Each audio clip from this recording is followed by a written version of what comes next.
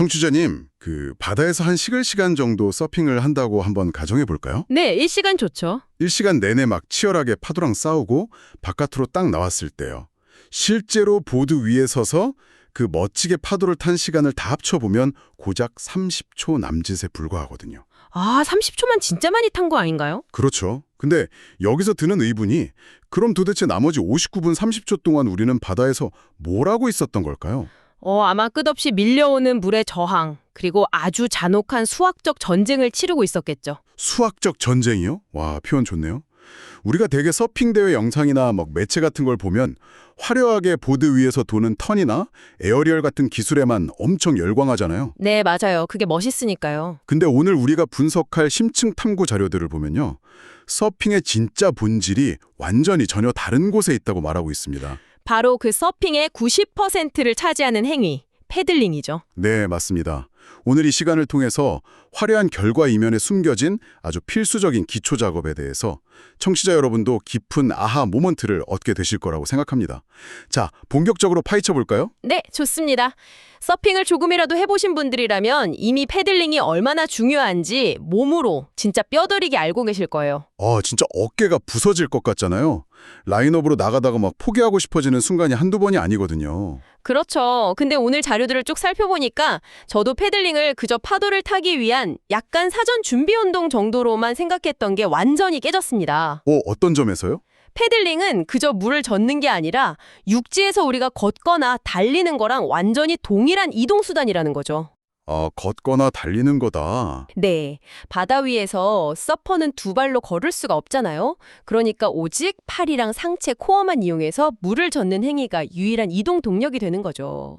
그러니까 롱보드든 숏보드든 패들보드든 다 마찬가지로요. 맞습니다. 라인업으로 나가는 패들 아웃부터 파도를 타기 시작하는 테이크오프, 그리고 좋은 위치로 이동하는 것, 심지어 막 위험 상황에서 탈출하는 것까지 전부 다 책임지는 거죠. 그렇다면 패들링은 약간 자동차의 엔진 같은 거고 보드 위에 서는 건 그저 핸들링에 불과한 것 아닌가요? 오, 엔진과 핸들링. 아주 훌륭한 유추네요. 아니, 엔진이 없으면 아예 출발 자체를 못 하잖아요. 패들링 없이는 서핑 시작이 아예 불가능하다는 게 새삼 엄청나게 다가오더라고요. 그렇죠. 특히 자료에서 강조하는 게 테이크오프 단계거든요. 그 파도의 속도에 맞추기 위해서 짧고 강한 패들링으로 보드를 밀어주지 않으면 파도를 아예 잡을 수조차 없다는 게 핵심이죠. 그냥 파도가 나를 밀어주는 게 아니었군요. 네, 그리고 위급 상황, 예를 들어 막 엄청 큰 파도가 오거나 충돌 위험이 있을 때 가장 빠른 탈출 수단이 되니까 이건 진짜 생존과 직결된 문제인 겁니다. 와, 생존. 근데 패들링이 유일한 엔진이라면 여기서부터가 진짜 재미있는 부분인데요.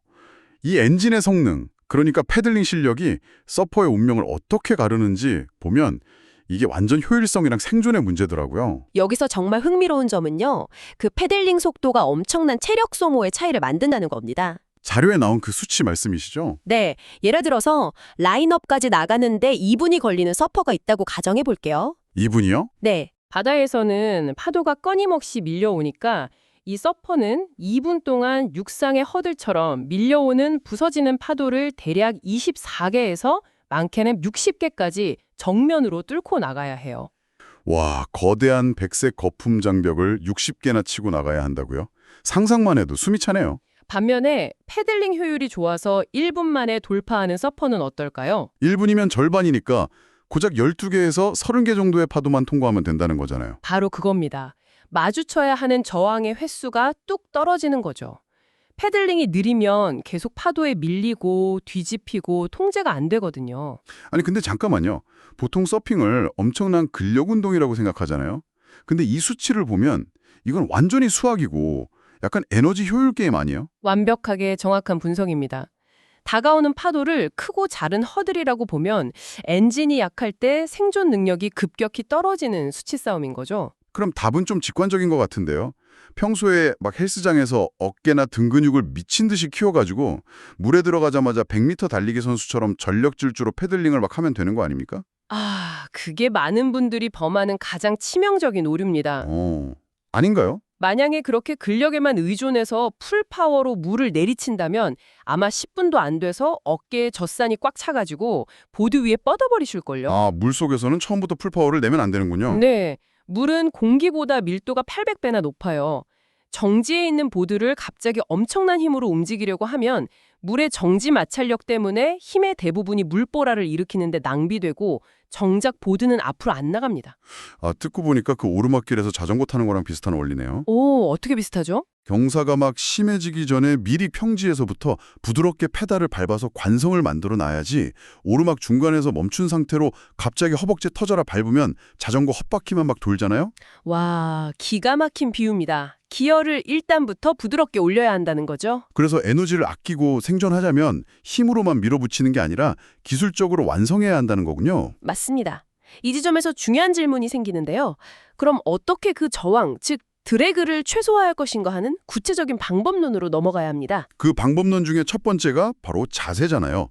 서퍼들이 보드에 엎드려서 가슴을 살짝 드는 이른바 코브라 자세 말이죠. 네, 그 자세의 진정한 목적이 뭘까요? 저는 초보 때 배울 때 그냥 노즈가 물에 푹 박히는 거, 그 펄링을 막으려고 드는 줄 알았거든요.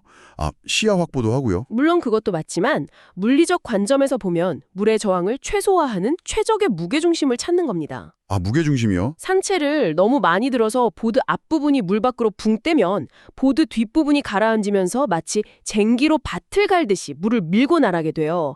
엄청난 저항이 생기죠. 아, 반대로 너무 앞으로 쏠려도 정면으로 저항을 받고요. 그렇죠. 보드가 물이랑 완벽하게 평행을 이루면서 표면 장력을 타고 미끄러지듯 나아가야 최소한의 힘으로 나갈 수 있습니다. 시선은 자연스럽게 앞을 향하고요. 코브라 자세 하나에도 그런 엄청난 유체역학적인 비밀이 있었네요. 그럼 그 상태에서 파도를 잡아타는 테이크오프 순간은 어떤가요? 아까 100m 달리기가 아니라고 하셨잖아요. 네, 테이크오프는 딱 3초의 승부입니다. 여기서 정말 중요한 공식이 하나 있는데요. 바로 타이밍이 70%, 파워가 30%라는 겁니다. 아니, 제가 자료 보면서 제일 의아했던 게 그 부분이에요. 상식적으로 뒤에서 집채만한 파도가 막 쫓아오면 그 파도 속도를 이기려면 파워가 한 70, 80% 이상이어야 되는 거 아니에요? 직관적으로는 그렇게 생각하기 쉽죠. 하지만 아까 자전거 비유를 다시 떠올려 보세요. 아, 오르막길 비유요? 네. 파도가 오기도 전부터 100% 힘으로 패들링을 막 해버리면 정작 파도가 내 보드의 테일을 쓱 들어 올리는 그 결정적인 3초 순간에는 추진력을 잃게 됩니다. 아, 그러니까 파도의 에너지가 보드에 딱 전달되기 직전까지는 물 흐름을 느끼면서 부드럽게 관성을 붙여놓고 파도 경사면이 나를 밀어올리는 바로 그 찰나에 남은 30%의 파워를 폭발시키는 거군요. 정확합니다. 맹목적인 풀파워 노력보다 타이밍에 맞춘 부드러운 시작이 훨씬 효율적인 거죠. 파도의 위상 속도랑 내 보드의 속도를 일치시키는 겁니다. 와, 타이밍이 70%라는 게 그런 의미였군요. 파워로 파도를 이기는 게 아니라 파도의 속도랑 나를 완벽하게 동기화시키는 거네요. 맞습니다. 파도 통과 기술도 마찬가지예요. 레벨이 올라갈수록 플랭크에서 스킵, 터틀롤, 덕다이브로 발전하잖아요. 맞아요. 서핑하다 보면 진짜 피할 수 없이 거대한 파도가 머리 위로 막 떨어지는 구역에 갇힐 때가 있거든요. 저는 숏보더들이 하는 덕다이브나 롱보더들이 보드 뒤집는 터틀롤이 그냥 거친 파도를 피해서 물속으로 잠깐 숨는 동작인 줄 알았어요. 아, 단순히 거품 밑으로 도망가는 거라고 생각하셨군요. 네, 약간 그런 느낌이잖아요. 근데 자료를 보니까 여기에도 파도의 에너지를 역이용하는 놀라운 원리가 있더라고요. 네, 그게 아주 중요한 포인트입니다. 파도라는 게 겉보기에는 수면 위의 물이 통째로 막 앞으로 달려오는 것 같잖아요. 그렇죠. 엄청난 거품이 막 밀려오니까요. 근데 물리적으로 파도는 물이라는 매질을 통해서 에너지가 원운동을 하며 지나가는 현상입니다. 수면 아래에는 물이 둥글게 소용돌이 치면서 다시 뒤로 빠져나가는 흐름이 존재하거든요. 아, 그러니까 덕다이브를 할 때 보드 노즐을 깊숙이 찌르는 이유가 거품 피하는 게 아니라 수면 아래에 있는 그 뒤로 빠지는 물의 흐름에 올라타기 위해서였군요. 정확히 그겁니다. 수톤에 달하는 파도 에너지를 정면으로 맞으면 그건 뭐 자살행위죠. 근데 덕다이브로 회전 에너지의 하단부로 딱 파고들면 그 자연스러운 원운동이 서퍼의 보드를 뒤쪽으로 당겨주고 위로 밀어 올려줍니다. 와, 힘으로 저항을 뚫는 게 아니라 파도의 유체역학적 구조 안으로 들어가서 에너지를 그냥 통과해버리는 거네요. 이것도 결국 패들링 기술의 연장선상에서 바다 에너지를 다루는 방법이네요. 네, 근데 여기서 또 한 단계 더 나아가야 합니다. 더 나아간다고요? 완벽한 자세의 패들링 기술, 유체역학 다 마스터했는데요. 완벽한 엔진과 기술을 갖췄어도 잘못된 방향으로 달리면 아무 소용이 없잖아요. 물리적 기술을 넘어서 바다를 읽는 정신적이고 전력적인 판단이 필요합니다. 아, 하긴 립커런트도 막 무섭게 흐르고 파도 피크도 계속 변하잖아요. 무작정 정면만 보고 완벽하게 패들링하는 건 목적지 없이 고속도로 달리는 거랑 똑같겠네요. 맞아요. 그래서 노련한 서퍼들은 무조건 직진 패들링을 하지 않습니다. 그들은 한이 길을 보고 나간다고 표현하죠. 길을 본다는 게 구체적으로 어떤 건가요? 바다에 막 차선이 있는 것도 아니잖아요. 실시간으로 바다 전체의 흐름을 스캔하는 겁니다. 파도가 어디서 부서질지, 조류는 어디로 가는지, 그리고 파도가 안 깨지는 깊은 수심의 채널이 어디 있는지 파악하는 거죠. 무식하게 정면 돌파하면서 100m를 싸우는 게 아니라 옆으로 살짝 이동해서 채널을 타고 라인업으로 쏙 빠져나가는 거긴요. 그래서 이 모든 게 결국 무슨 의미일까요? 어떻게 생각하시는데요? 이건 그냥 단순하게 몸만 쓰는 액션 스포츠가 아니라 매 순간 변수를 계산하고 결정을 내리는 극도의 멘탈 게임이자 체스 게임 같아요. 완벽한 요약입니다. 육체적인 빠른 패들링 능력과 정신적인 빠른 판단력이 하나로 결합되는 거죠. 저 멀리서 큰 파도가 올 때 이걸 탈 건지 아니면 피해서 덕다이브를 할 건지 2, 3초 안에 결정하고 바로 움직여야 하니까요. 와, 심박수가 막 한계치까지 치솟는 상황에서 해양학, 공간기하학, 내 체력까지 동시에 계산해서 실행한다니 진짜 경이롭습니다. 자연과 동기화되는 예술이네요. 네, 빠르고 부드럽게 타이밍을 맞추는 게 단순히 몸의 움직임을 넘어선 자연과의 대화인 셈이죠. 진짜 오늘 이 대화를 통해서 서핑이라는 스포츠를 완전히 해체하고 다시 조립한 기분입니다.